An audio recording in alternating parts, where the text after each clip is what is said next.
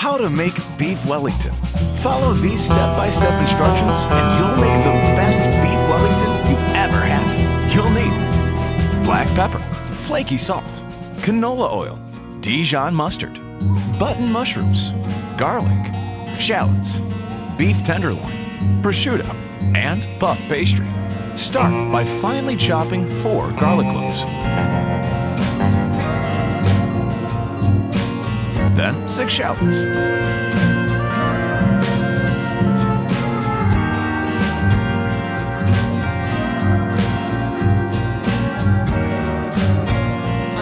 And finally, 600 grams of button mushrooms.